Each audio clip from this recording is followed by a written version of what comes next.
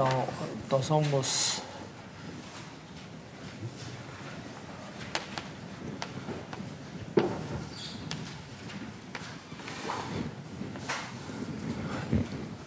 bom, o primeiro caso que a gente vai lembrar aqui é o caso de dimensão 2, né? Bom, antes disso a gente viu que, dada uma variedade compacta, M, existe uma função de Morse. Então, se M é uma variedade compacta,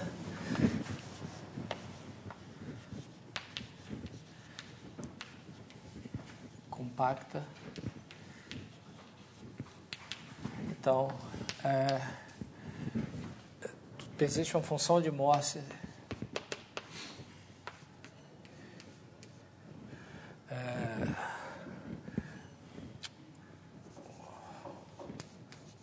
uma função de Morse com as seguintes propriedades.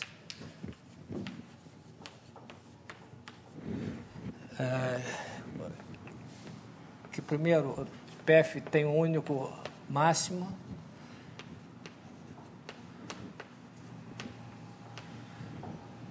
ponto crítico de índice N, né, que é a dimensão da variedade, e também um único ponto crítico de índice zero, quer dizer, um único máximo e um mínimo. E segundo, os pontos críticos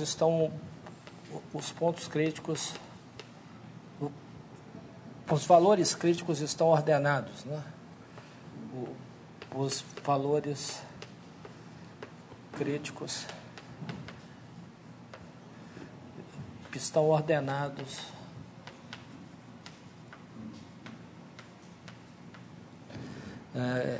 com relação ao índice dos pontos críticos.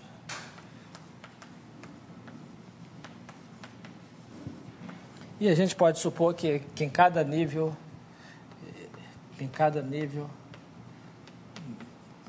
crítico, tem um único ponto crítico.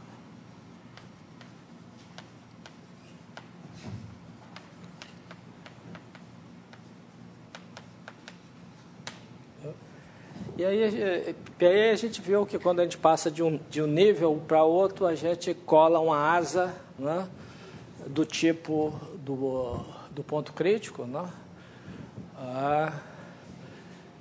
E se a gente colapsa essa asa no centro dela, a gente obtém uma célula, né? Então, o tipo de homotopia corresponde a colar uma célula de dimensão igual à dimensão do índice, quando você passa no nível crítico, e o tipo diferenciável corresponde a colar uma asa, né? Então, o primeiro caso que a gente pode lembrar aqui é o caso de dimensão 2, né?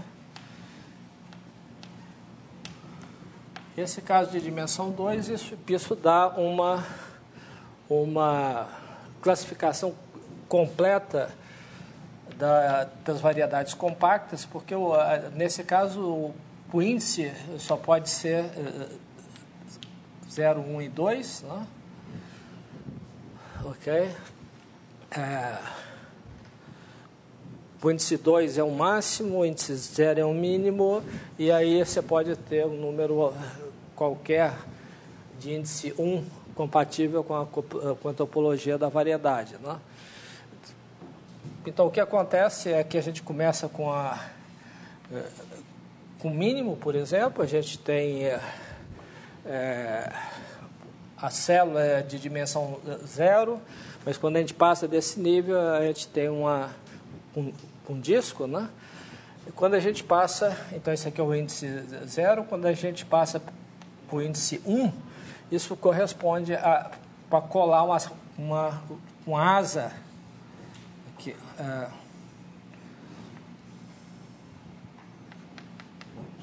uma asa, né, que é simplesmente uma asa é simplesmente produto de uma célula de dimensão 1, esse aqui é 1, né, por O complementar aqui tem dimensão 1 também, e a gente cola isso aqui pela parte do bordo correspondente ao bordo de E1, né? Então, a gente cola do bordo anterior, né? Então, isso aí é a mesma coisa, topologicamente, né? Mesmo, diferenciavelmente, isso corresponde a para você colar uma calça, né? Quer dizer, isso aqui, como é que a gente poderia? Isso mais isso aqui, né? É igual a isso, que por sua vez é a mesma coisa de você pegar essa coisa e colar com a calça aqui, né? Ok?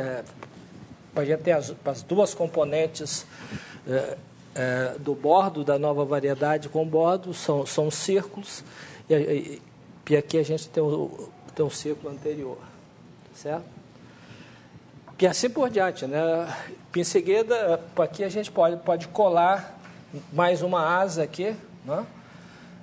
A gente cola com a asa, pegando um lado aqui, por exemplo, aqui, o outro lado aqui, né? Isso corresponderia para colar nesse nível aí, né?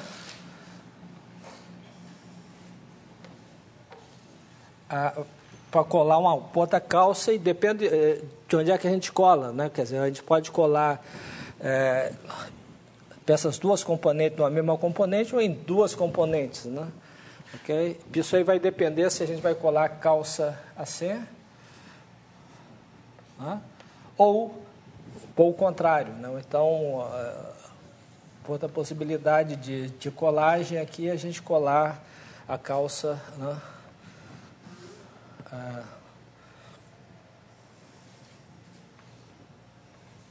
Assim, ó.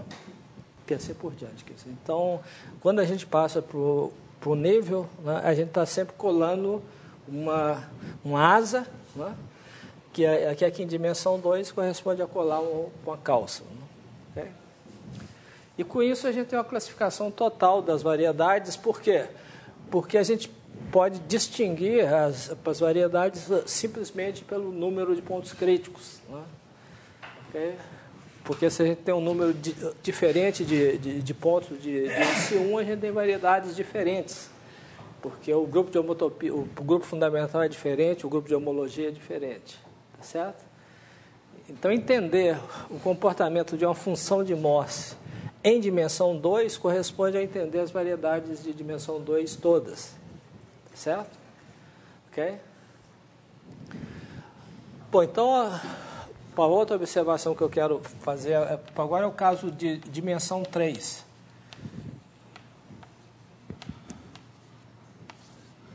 Tá certo? Então, por variedade de dimensão 3, tem uma função de Morse, o que pode acontecer? Bom, essa função ela pode ter um ponto de índice 0, a gente pode ter um certo número aqui de pontos de índice 1, pode ter um certo número que vai ser exatamente igual a esse aqui de pontos de índice 2, e depois você tem um outro ponto de índice 3. Então, você tem um mínimo, um máximo, e a gente tem pontos de índice 1, né, onde a variedade estável tem dimensão 1, e a instável de dimensão 2, e aqui o contrário. 2, 3. Tá certo? Então, nesse caso, acontece a mesma coisa. Quer dizer, a gente começa aqui, a gente tem uma bola, né? Agora uma bola de dimensão 3, aqui a gente tinha um disco, né? Agora a gente tem uma bola de dimensão 3, cujo bordo é uma esfera de dimensão 3. Quando a gente passa por um cara de nível 1, né, o que a gente faz é o seguinte: a gente está colando uma asa aqui, né, colando pelo bordo. No caso aqui, essa asa aqui tem dimensão 1, né, que é o E1, né, a gente tem o E2 aqui, a gente está colando por essa parte do bordo aqui. Então, assim que a gente passa por um ponto crítico do nível 1, o que a gente obtém é uma superfície com bordo, o nível correspondente a uma superfície do bordo, que é exatamente um toro. Tá certo? Ok? Se a gente passa por outro nível 2, a gente simplesmente repete. E se a gente olha a variedade estável dele, isso aqui, a variedade estável tem dimensão 2 e a instável, se a gente olha o campo gradiente, a instável tem dimensão 1 e ela vai cortar esse toro sólido num círculo. Tá certo? Ok? E a variedade estável, ela nasce aqui. De modo que o campo gradiente está transversal a esse toro sólido e apontando para fora. Quer dizer, as órbitas dele, eles nascem aqui, algumas entram aqui, vêm para cá e depois saem. Então, esse toro sólido é transversal. Se a gente passa um outro índice 1, a gente faz a mesma coisa. A gente cola outra asa, e a variedade instável dessa cela aqui que a gente colou, ela corta esse pedaço aqui num círculo também. E assim por diante. Então, quando a gente esgota aqui as coisas de índice 1, nós vamos ter o quê? Nós vamos ter uma variedade com bordo, cujo bordo é uma superfície de um certo gênus que é dado pelo número de pontos críticos de índice 1 que a gente encontra no caminho. Tá ok? Tá? Bom, e agora? Bom, agora a gente vai continuar aqui. Então, agora a gente vai colar coisas de índice 2. O que corresponde a isso? Corresponde agora para a mesma coisa, para uma asa, mas aqui a gente vai colar a asa pelo bordo de E2, que é um cilindro. Tá certo?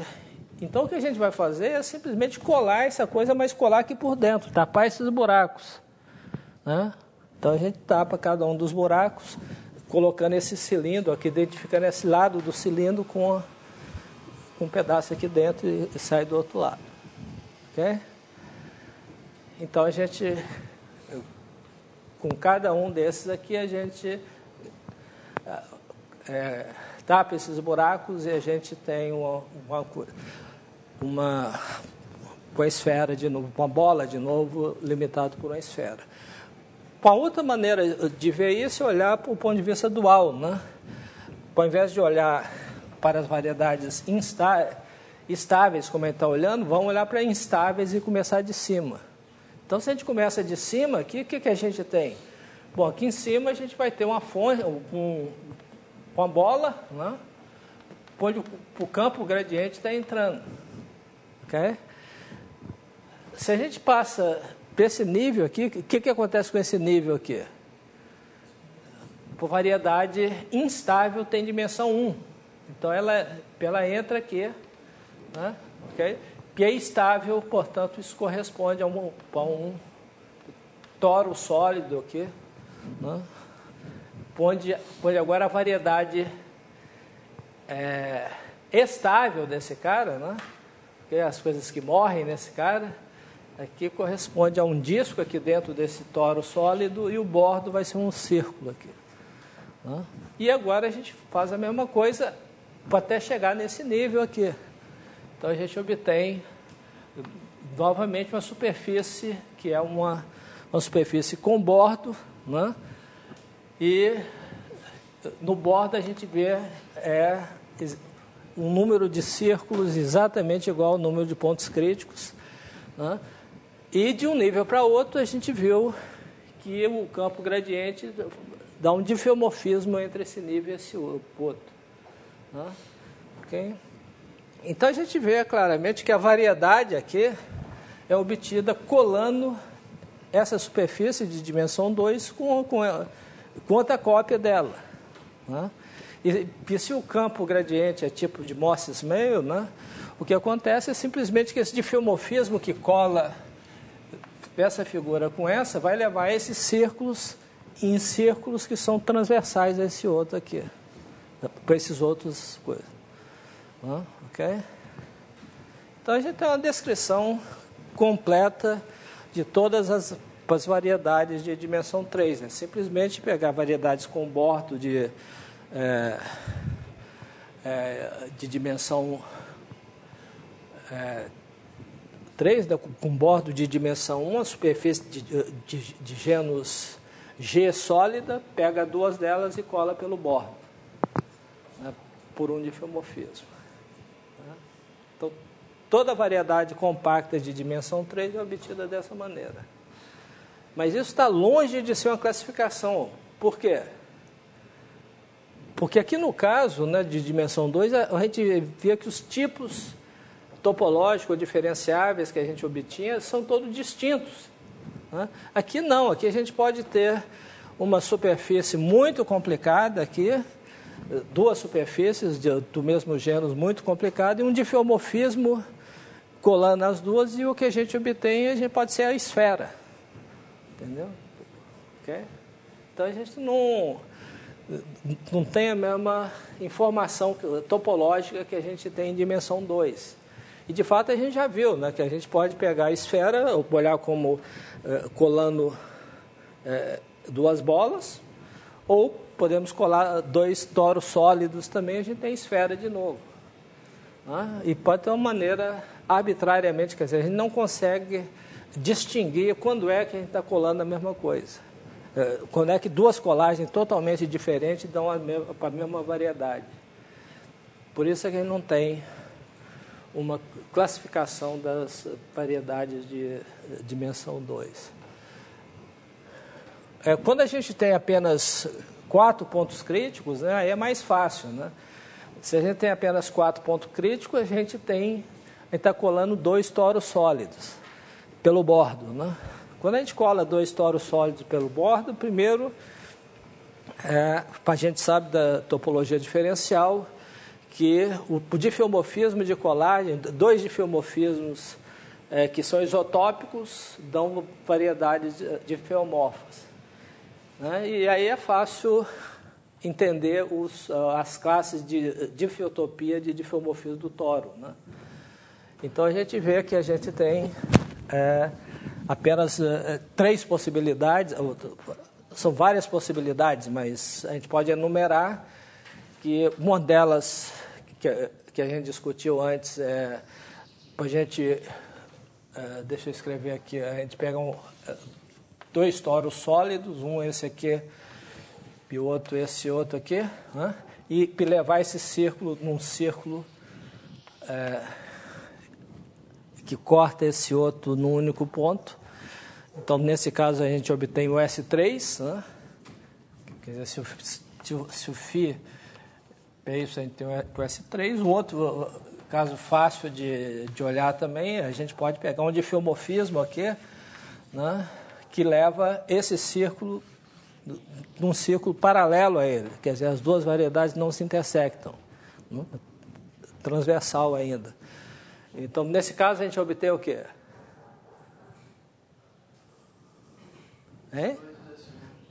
PS2 vezes S1.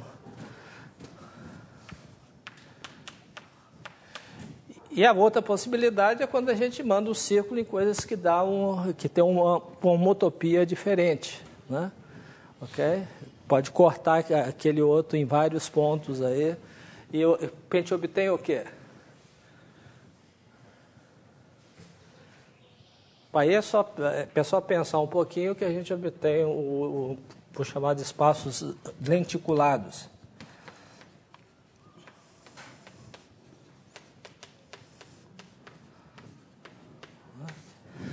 Isso aí são variedades que são recobertas pela esfera, que tem um número finito de folhas no recobrimento. Né? Isso aí a gente pode obter, por exemplo, simplesmente pegando a esfera e pegar um grupo finito, né, que age na esfera discretamente. Né? Isso é muito fácil de conseguir, basta tomar, por exemplo, colocar a esfera S3. Isso vale para qualquer esfera de dimensão ímpar, né? A gente pega o S3 e coloca ela em C4, né? Uma esfera unitária em C4, né? E aqui a gente pode pegar rotações aí, né? Com a Z1, Z2 vai em P elevado a 2πi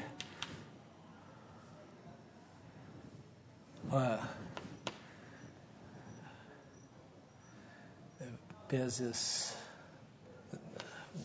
um grupo finito, qualquer Zm, né? P elevado a 2πi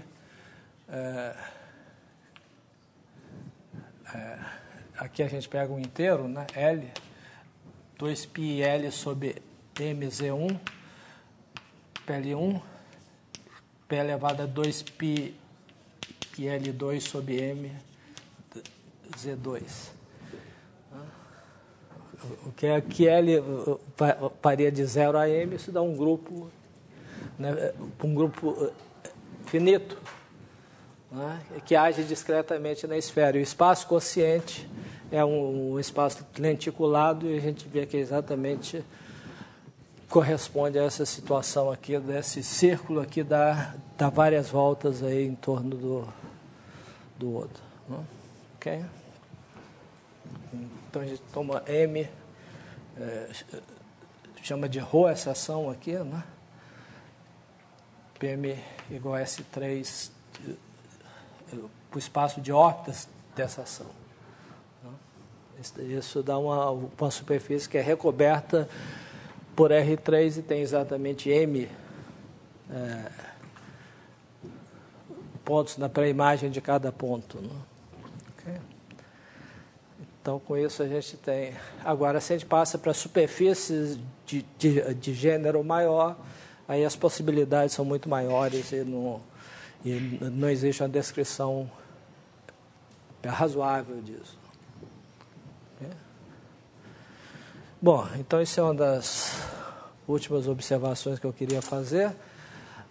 A outra é sobre aquele assunto que a gente tinha discutido várias vezes e que eu finalmente consegui resolver o problema, é mostrar...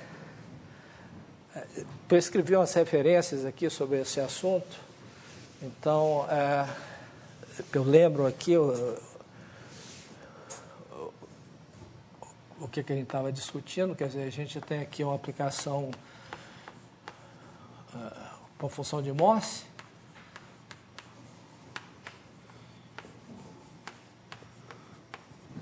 PM compacta sempre, né? Vou tomar o orientável também, isso aqui. Compacta. Podemos tomar orientada. E aí a gente pode considerar um campo gradiente de Morse-Smale. Um campo tipo gradiente, né? Tipo gradiente de Morse-Smale.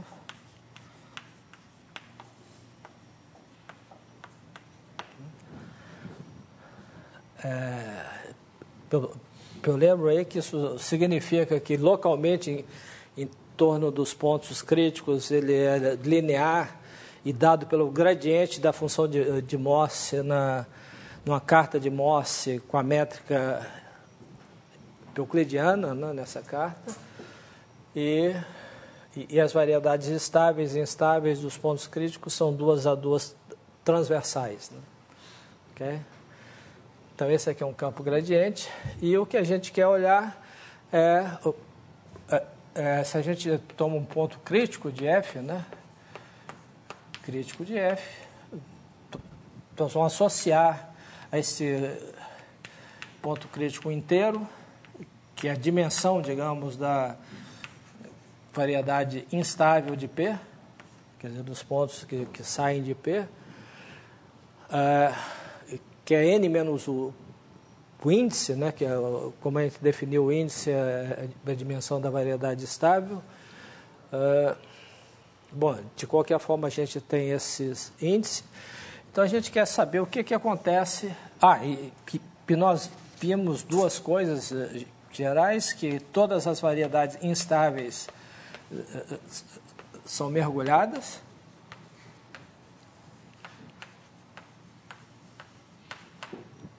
Okay. E a segunda coisa que a gente viu, que a união das variedades instáveis de P, P ponto crítico de F, isso dá toda a variedade, quer dizer, os pontos nascem em pontos críticos e morrem em pontos críticos também, vale a mesma coisa para instável. E a outra coisa que a gente tem, que vem da condição de transversalidade entre as variedades estáveis, é que a gente tem, se a gente olha para a variedade instável de um ponto P, olha o fecho dela e olha onde ela se acumula, isso é um conjunto fechado, né, mas vamos olhar apenas onde ela se acumula, então tirar fora a variedade instável. Isso aqui, esse conjunto eu vou chamar de sigma de P, né? Isso aqui está contido na união de variedades instáveis de Q com I de Q menor que de P. É a união de variedades instáveis de dimensão menor do que o W de P. Tá certo? Então, esse W de P se acumula nesse conjunto, que é o que a gente chama um conjunto estratificado. Ele é união de variedades de dimensão menor, e cada uma delas se acumula apenas em variedades de dimensão menor que ela. Né? Okay?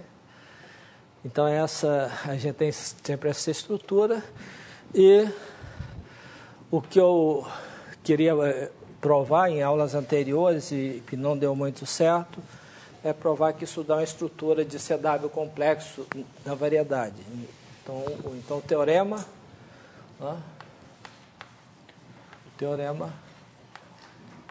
é que existe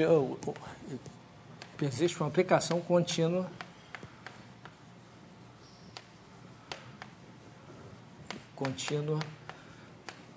φ, né, do disco fechado de dimensão I de P em M, né, tal que, primeiro, a restrição de φ ao interior do disco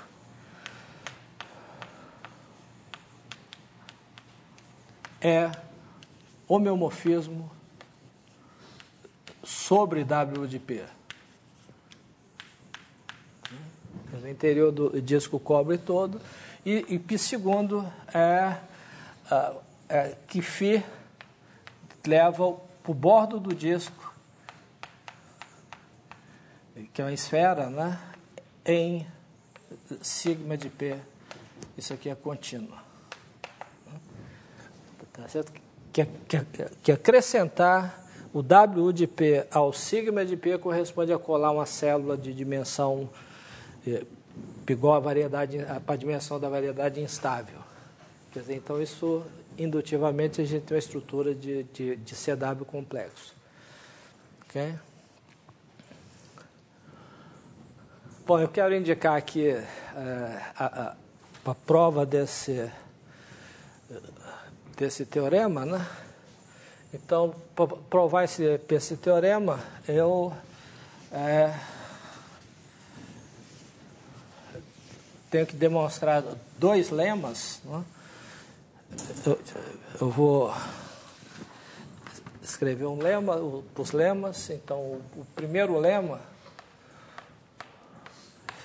é o seguinte, que existe uma vizinhança N de sigma de P, né? Que é uma família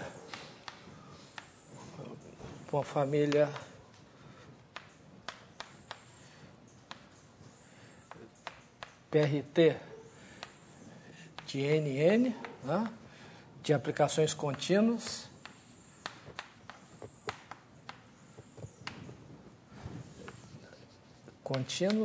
com a seguinte propriedade, o T vai variar de zero, tomando valores infinitos também, tá? E essas propriedades têm as seguintes propriedades. Primeiro, que RT de x é identicamente a x se x pertence a sigma de P. Ok? A segunda propriedade é que eu quero que esse R funcione como um fluxo aqui.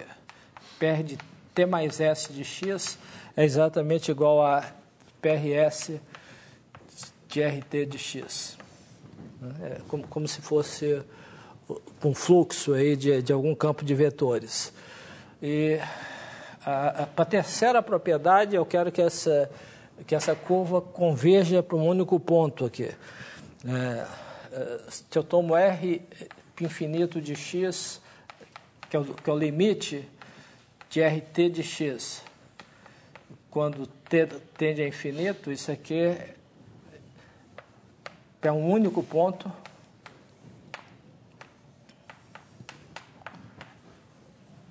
em sigma de P, né? E a aplicação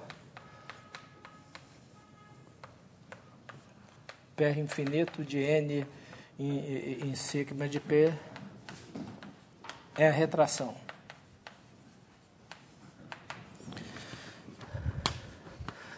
Quarto, que a aplicação Tx, a aplicação Tx vai em RT de x é contínua nas duas variáveis, é contínua, né?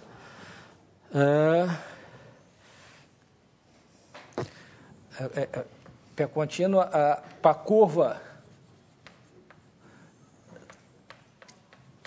Se eu fixo x, eu tenho uma curva, né?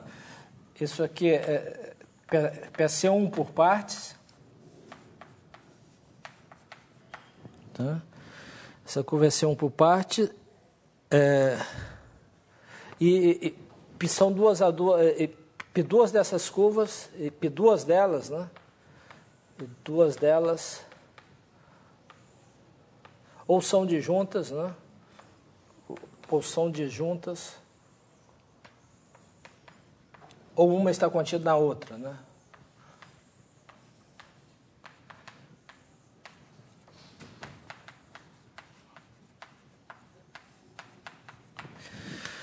Bom, finalmente, a outra propriedade que eu quero que essa retração tenha, que esse retrato por deformação tenha, a quinta é que se x pertence a W de P, né? Se x pertence a W de P, então PRT de x pertence a W de P para todos T, né, maior ou igual que zero, né? E a curva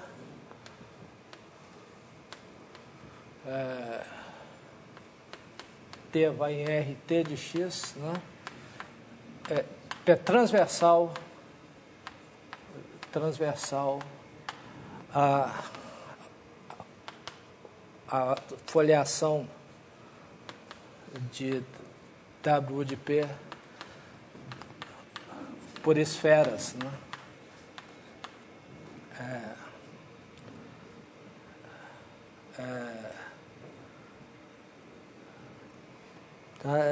Quer dizer, em outras palavras, se eu pego o W de P, né?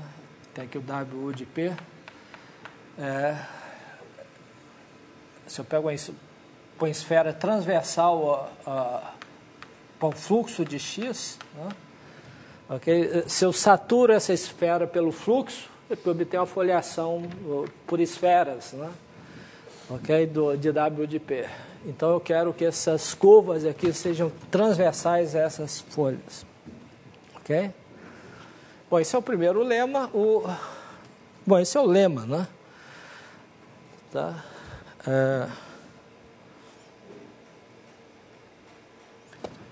Bom, esse é o lema. Agora, tendo esse lema aí, né, a gente pode facilmente provar o teorema da seguinte maneira.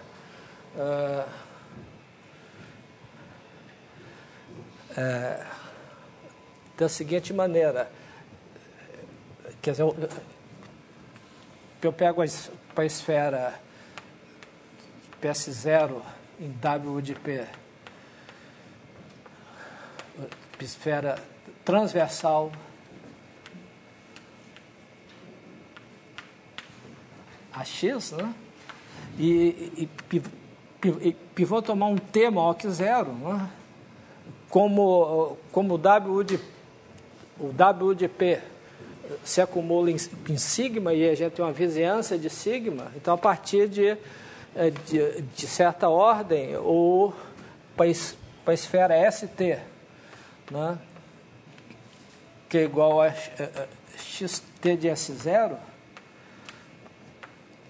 isso aqui está contido em N se T maior ou igual que T. Quer dizer, essas esferas estão dentro dessa vizinhança onde eu tenho essa família de transformações contínuas aqui. Okay? Bom, então aí, o que eu faço? Aí eu vou olhar para o disco D, né?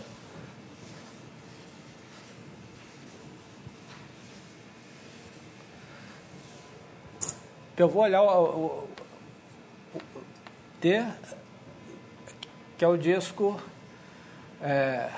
P união,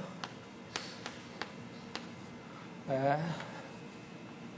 PST para menos infinito, menor ou igual que T, menor ou igual que T mais 1. Okay? Quer dizer, então eu olho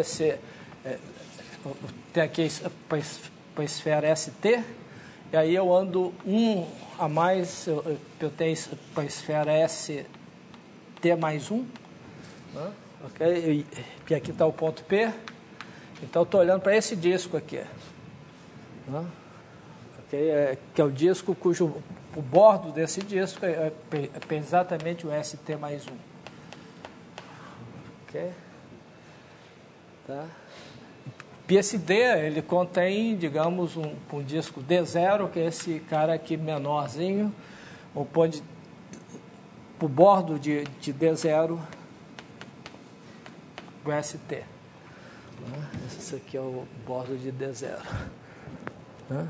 O que eu vou fazer agora é construir a minha função no disco D, e essa função vai ser para a identidade D0, vai levar o bordo de D em sigma, né, e vai levar esse anel aqui entre essas duas esferas, vai levar no resto de coisa,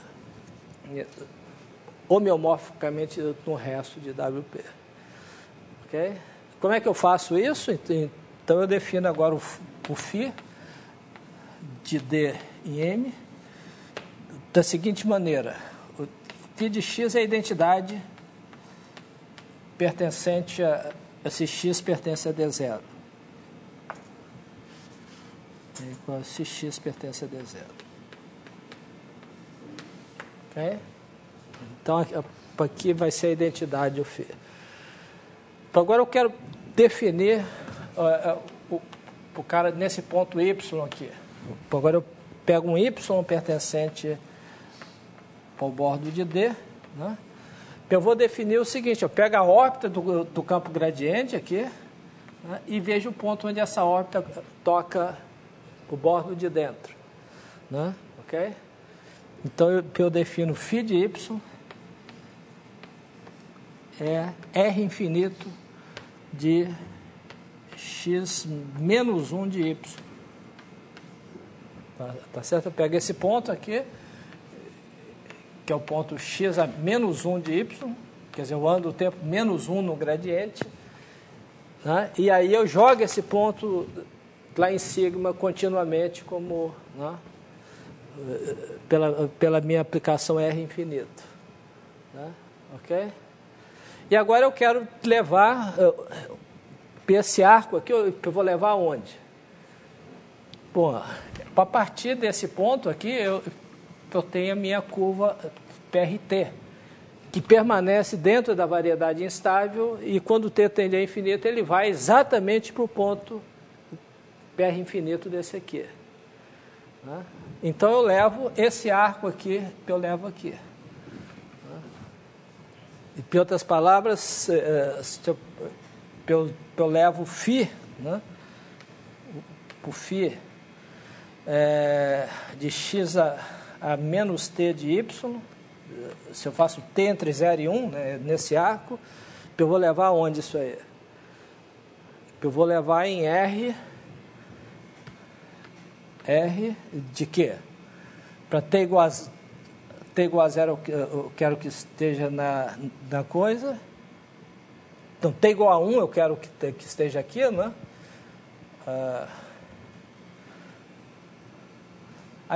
Eu esqueci de falar aqui que o R0 é a identidade, né? PR0 de x é igual a x.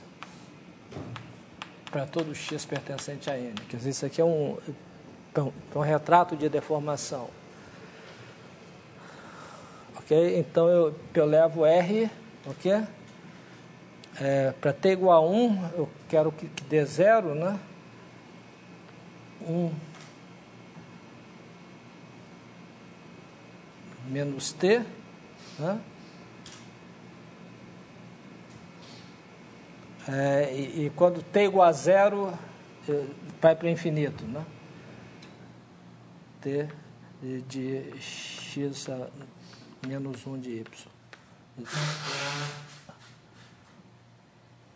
Ok? Tá, quer dizer, isso faz esse arco aqui, quando eu percorro esse arco, eu estou percorrendo toda essa curva, né?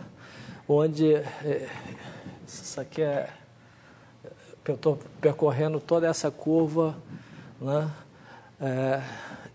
E quando eu me aproximo disso aqui, eu me aproximo do final da curva, que é um ponto de x. Okay?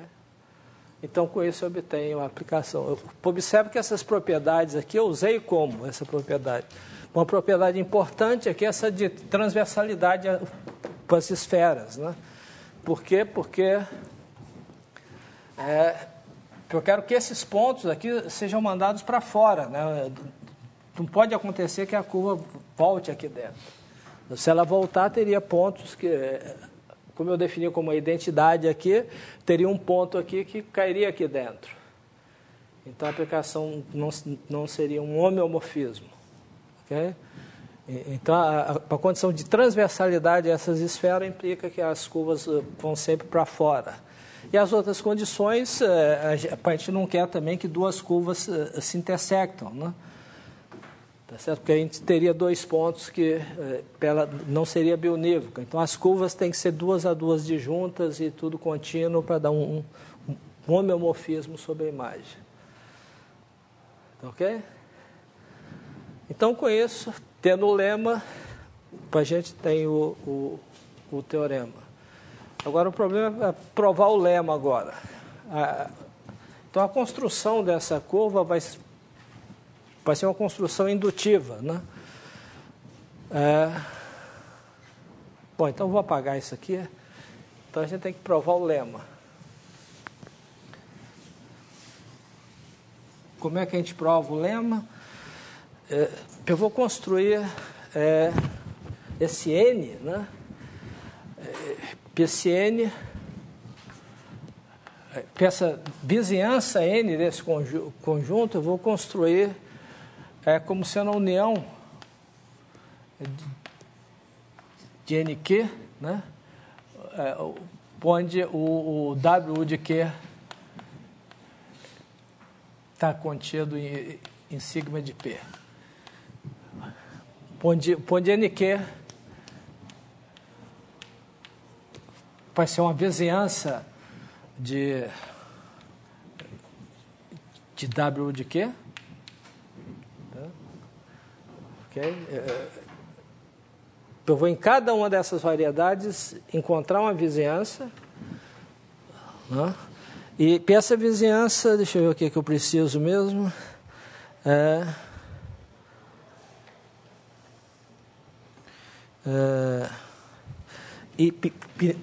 Nessa vizinhança eu vou ter uma retração PRQ de NQ em W de Q, isso vai ser uma retração. Ok? E em NQ, um campo de vetores YQ, um campo de vetores C1 em NQ, né, que se anula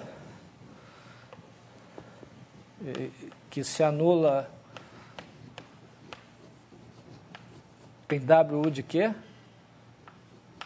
tá? E tal que RQ de X seja o limite T tendendo a infinito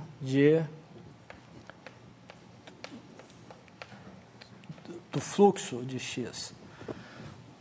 Tá certo? Essa retração vai ser dada por esse fluxo, né? Ok? Deixa eu ver o que eu preciso mais.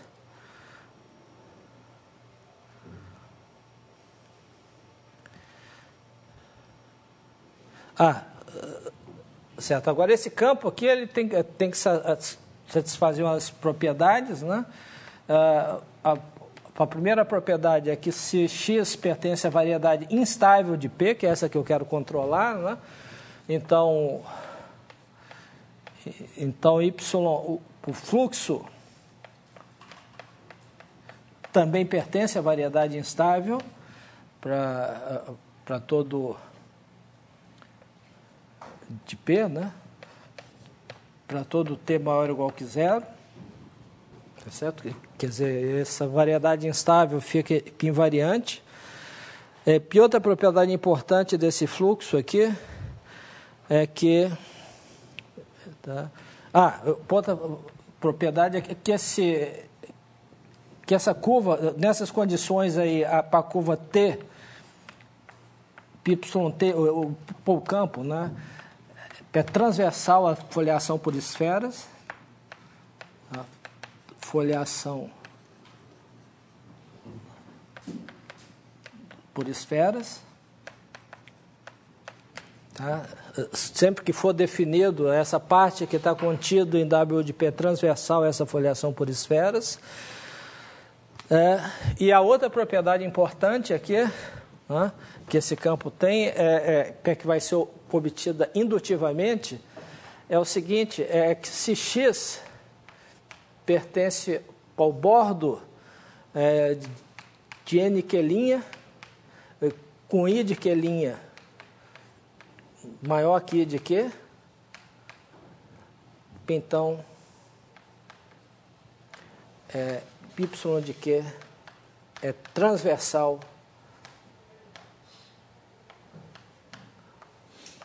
ao bordo de NQ'. Quer dizer, cada uma dessas vizinhanças vai ser uma variedade com bordo, né? E a gente vai querer que o campo que eu estou construindo no estágio Q, ele vai ser transversal a todos os bordos dessas variedades que vêm de cima, que eu já construí. Tá? Okay? Então, eu vou construir esse negócio indutivamente, com indução decrescente no I de Q. Okay? Tá?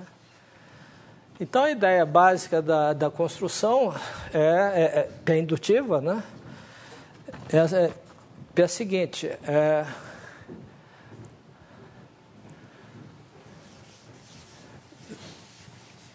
eu vou apenas fazer um desenho aqui para mostrar como é que a gente faz. Quer dizer, um desenho ilustrativo seria o seguinte: digamos que eu tenho o Q aqui, né? E a variedade estável de Q está aqui, e a variedade instável vem, e essa variedade estável, ela vai morrer digamos, no ponto que é zero. Tá? Ok? Digamos que eu esteja nesse estágio aqui para construir a minha coisa. Né? Bom, então, para construir essa variedade aqui, né, isso, para a vizinhança que eu vou querer, primeiro eu vou começar definindo as coisas na variedade estável, numa pequena vizinhança da variedade estável. Nessa pequena vizinhança, eu olho a interseção das coisas que vêm de cima, que eu já fiz. Né? Então, essas variedades instáveis vão cortar transversalmente aqui, e essas vizinhanças delas também cortar transversalmente aqui. Né? Bom, então eu vou construir as coisas primeiro na variedade estável, para eu vou usar uma estrutura produto aqui, estender para uma vizinhança, e agora eu vou fazer o seguinte, eu pego, estendo para essa vizinhança, então a projeção que eu construo sobre essa aqui vai ser a partir de uma fibração, né, que é transversal à variedade instável e com discos paralelos a um disco aqui na variedade estável. Tá? Então essa é a retração, e essa retração eu vou iterar pelo fluxo. Né? Primeiro eu construo numa vizinhança pequena aqui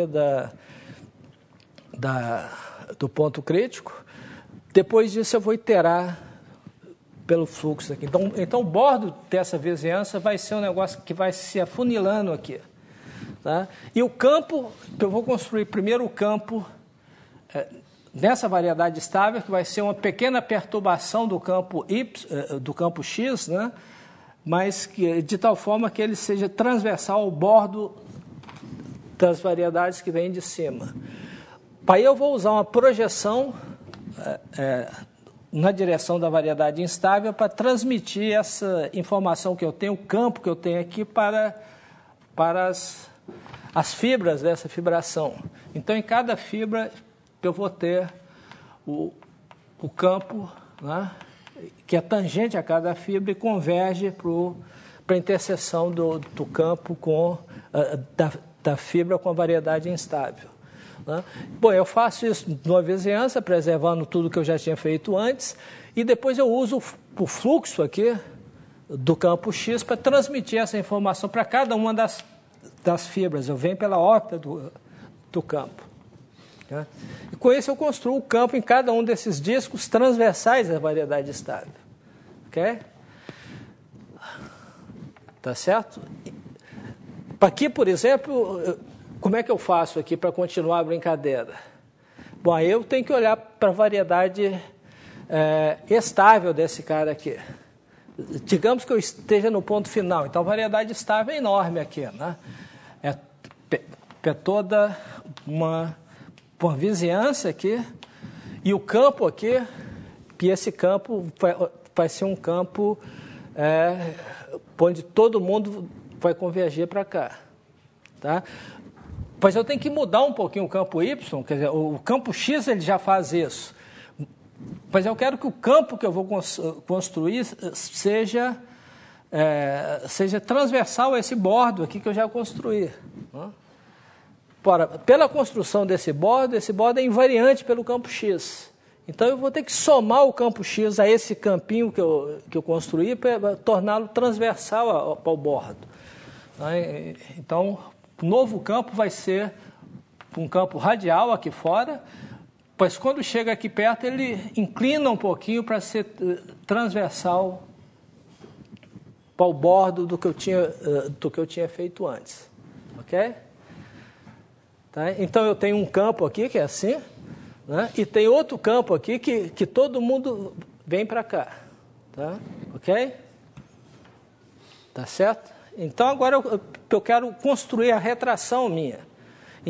Então, a retração é muito simples. Um ponto aqui, eu venho por esse campo e venho para cá. Então, toda essa coisa, a retração aqui fora é a retração que eu construí aqui, né, de maneira simples, que eu construo localmente e espalho pelo fluxo aqui. O problema é na colagem aqui. Como é que eu defino a retração aqui? Ora, se eu estou do lado de cá, não tem problema, todo mundo... Eu venho para esse ponto. O problema é quando eu pego esse campo, eu ando por ele, né, até o momento que eu encontro o bordo aqui. Quando eu encontrar o bordo, depois de andar o tempo t, eu continuo no outro campo. Né? Quer dizer, ampliando isso aqui, eu tenho... Esse campo ele faz isso, né, e o outro faz isso. Né? Então, eu venho, um ponto aqui, eu projeto onde? Eu venho até aqui e desço por aqui, vou projetar aqui. Então, a curva PRT vai ser uma curva quebrada aqui. Quer dizer, que eu vou andar o tempo T por esse campo, que é definido nessa vizinhança aqui, e depois o tempo T mais S, né, se você quer T0, né, T0 mais S, usando o fluxo do outro campo. Tá certo? Com isso, eu projeto, esse cara aqui, projeto exatamente aqui. E essa condição de transversalidade aqui é uma condição importante para que essa aplicação seja contínua. Quer dizer, não poderia nunca esse campo ser tangente a esse bordo aqui. Né? Porque se fosse tangente ao bordo, o que aconteceria? Um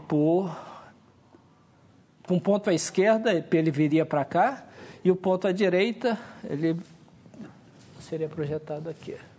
Então, a aplicação seria descontínua. Né? Então, essa aplicação PRT, aqui do lema, eu defino, depois de construir esses campos e essas vizinhanças todas, eu pego um ponto X, né? Polho para a vizinhança com maior I, que contém esse ponto, polho o campo correspondente, ando pelo fluxo através desse campo, para até encontrar o bordo de outra vizinhança. Encontrando o bordo, eu mudo de campo e ando, né, e aí com o número finito eu chego até o S. Né, e chego continuamente por causa dessa condição de transversalidade. Né, ok? Então, com isso, eu tenho uma retração que tem todas as propriedades que eu queria ter. Né? E com isso eu posso provar essa... Bom, é a consequência disso, então isso prova o teorema que dá essa estrutura de CW complexo aí então tem duas consequências importantes aí, né? O corolário do teorema, né,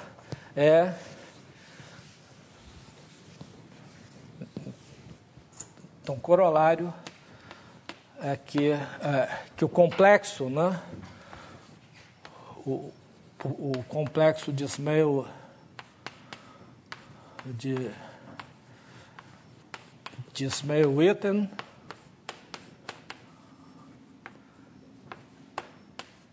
é um complexo de cadeia, né?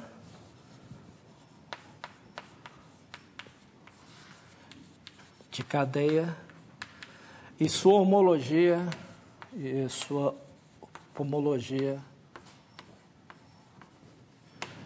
peisomorfo, né? Peisomorfa a homologia da variedade, a homologia singular da variedade.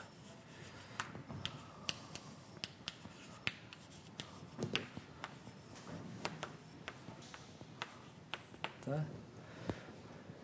Okay.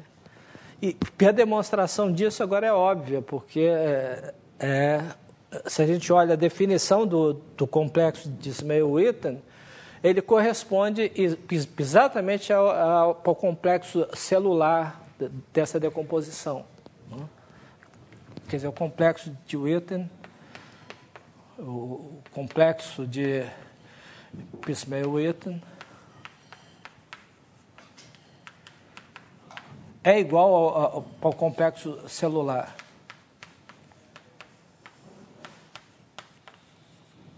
Dado pelas variedades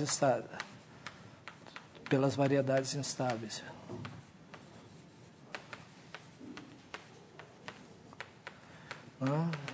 Porque se a gente olha a definição, a gente vê que aquela coisa está exatamente o grau da aplicação que a gente está colando. Ok? Que aqueles inteiros que aparecem é exatamente o grau da aplicação que você está colando, portanto, como a homologia, o complexo celular é um complexo de cadeias, esse aqui é um complexo de cadeia também, e a homologia dela é a homologia celular, e aí segue do teorema da homologia celular. Então, dá uma prova direta desse resultado aqui. Nesse livro do Glaudenbach, né, que está na página dele, ele dá uma prova, uma outra prova, duas outras provas, aliás, desse fato aqui, que é diferente disso aí, né? Uma delas o que ele faz é o seguinte: ao invés de... Bom, primeiro ele prova, né, diretamente que o complexo, que D2 é igual a zero, né, que é um complexo de cadeia. Tem que provar isso primeiro. Depois ele quer mostrar que a homologia disso é isomorfa à homologia da variedade. Tá? Então a maneira de fazer isso, que ele faz isso, é o seguinte: ao invés de considerar essa função de Morse, você pega uma família genérica entre duas funções de Morse quaisquer, e aí mostra que os complexos de Pismay-Witten, eles não mudam, a homologia não muda. Né? Então, duas funções de Morse distintas, a homologia é a mesma. Então, aí ele pega uma função de Morse especial, dada por uma triangulação da variedade, que aí é óbvio que você obtém a homologia da variedade. Né? Então, tem uma função de Morse especial que é evidente e aí como você mostra que a homologia não depende da função de Morse, então acabou. Então é igual à homologia da variedade, isomorfo. Né?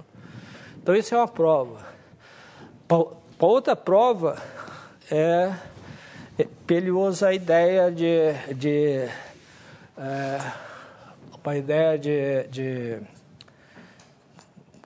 como é que se chama o negócio? Eu esqueci o nome. Correntes de Derham. Bom, uma coisa importante em análise, né, é a ideia de distribuição, né, que generaliza, né, distribuição de Schwartz.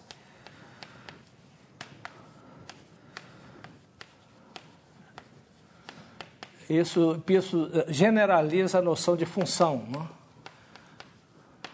Bom, então você tem uma noção análoga aí, que é a noção de correntes de Derham.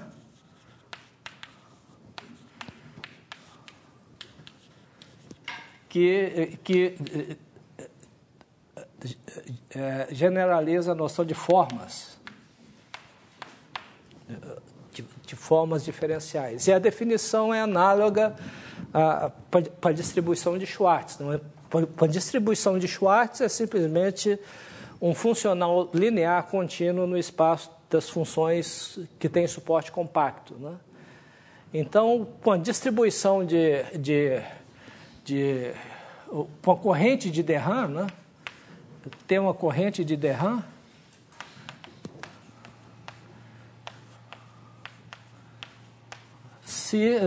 simplesmente se D é uma de dimensão K, né? Se T é uma função contínua, né, no espaço das formas diferenciais C infinito de suporte compacto em M, tomando valores em R. Né? Isso é um funcional linear, né?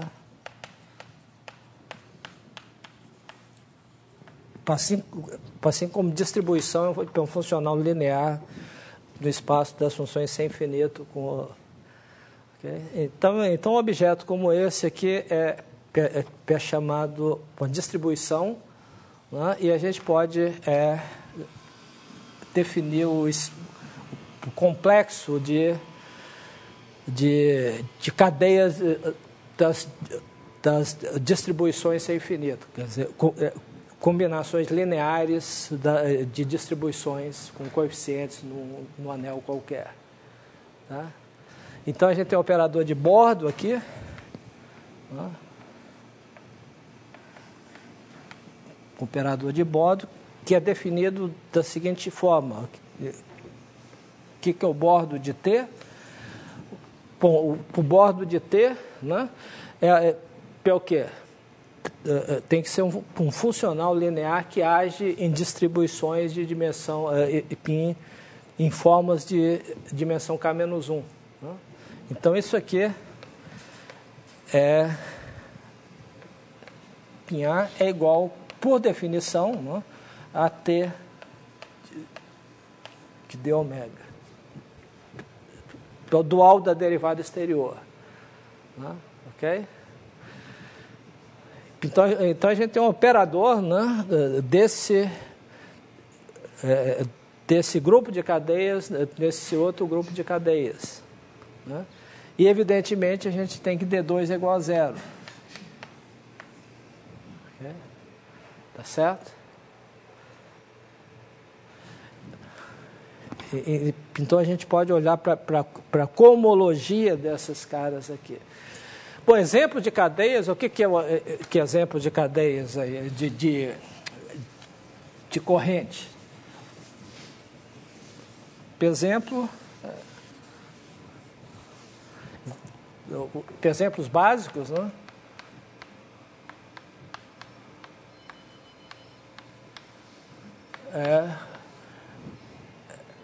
Por exemplo, de uma corrente de dimensão. O primeiro exemplo, né, o exemplo mais simples, é, por exemplo, uma forma de dimensão K. Okay? Uma forma de dimensão K, ela define uma distribuição, uma corrente. Né? Como é que ela define? Bom, para que a gente tem que tomar M orientável, né? Orientável. Então, a gente tem uma corrente associada a ela, quer dizer, uma aplicação de uma corrente de dimensão N menos K, né? Em R, que é dada exatamente por integração. Né? T de ômega de eta é igual a integral ao longo de M de ômega exterior eta. Essa é uma aplicação linear desse espaço de corrente, de formas em R. Π contínuo, etc. Então, isso é uma distribuição. Né? Ok? Outro exemplo de distribuição, você pega uma aplicação diferenciável de NM, PNK, PMN, né? Uma aplicação diferenciável com N orientável.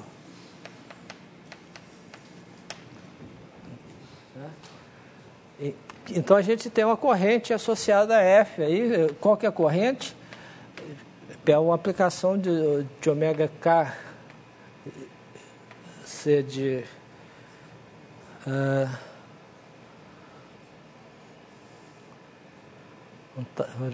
orientável, digamos N compacta, né?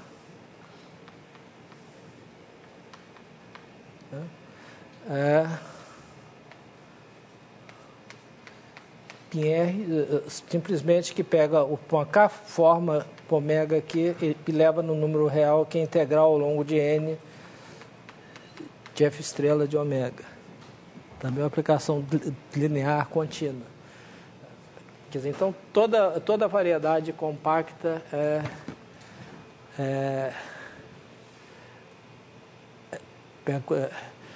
bom, quando a variedade é não compacta, o negócio complica aqui, porque pode não ser integrável, né? Mas aí,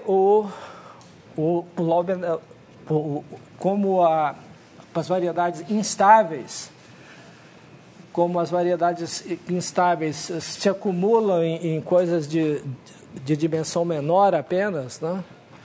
Então, você pode provar que as variedades instáveis de P, onde X é campo gradiente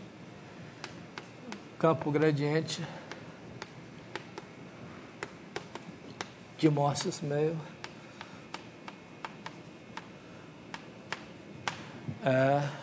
então, se você pega uma variedade estável e uma forma da dimensão π de P, né, de M, né, você pode integrar essa forma em W de P. Você pode... Peça integral converge, porque se você analisa o que acontece no bordo, você vê que a integral converge para qualquer forma, né? Então, isso converge e, portanto, isso aqui dá uma corrente. Né? Ok? Tá.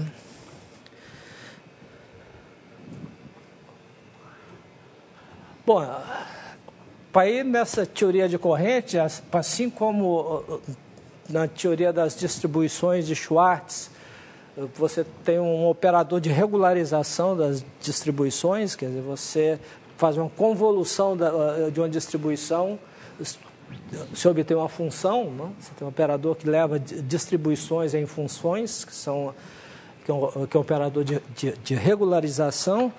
Aqui, no contexto de distribuições, existe um operador de regularização também, quer dizer, existe um operador, esse é um teorema básico da teoria das correntes de de Rham, é que existe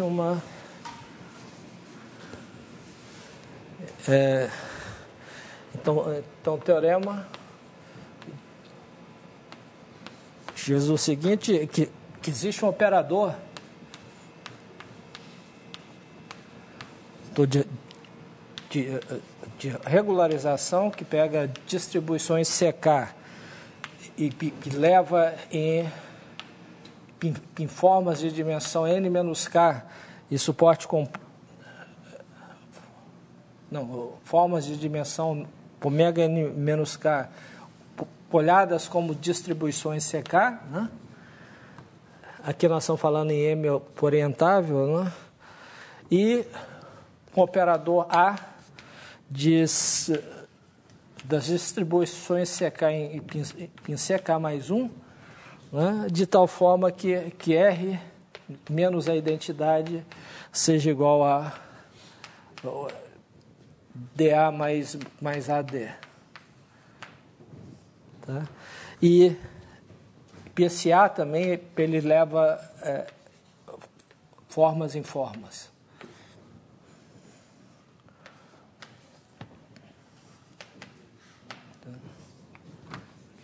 Então, tem uma homotopia algébrica, tem identidade, quer dizer, em outras palavras, cada corrente, né, é homóloga para uma forma. Né? Quer dizer, toda forma é uma corrente nesse sentido aqui, né? E que toda corrente é homóloga, toda cadeia de correntes é homóloga para uma forma diferenciável, né? Ok? Bom, então, usando esse teorema, aí ele prova que a dualidade de Poincaré, né?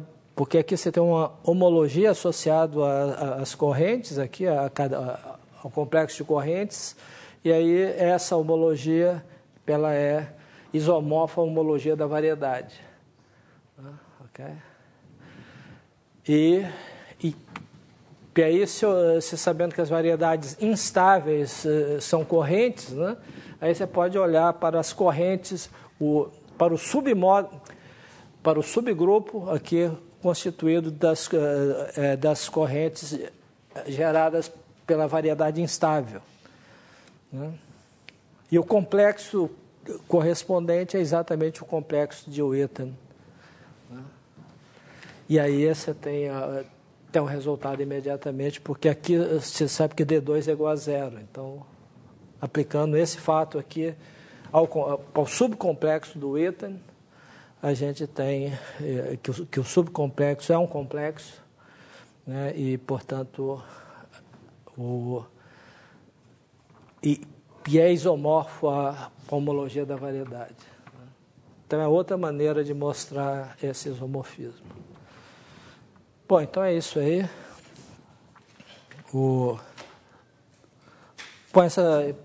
A prova do teorema eu escrevi aí, que eu vou mandar para o Laudenbach. Quem quiser dar uma olhada pode ir. Ok? Tá bom, então tá terminado o curso.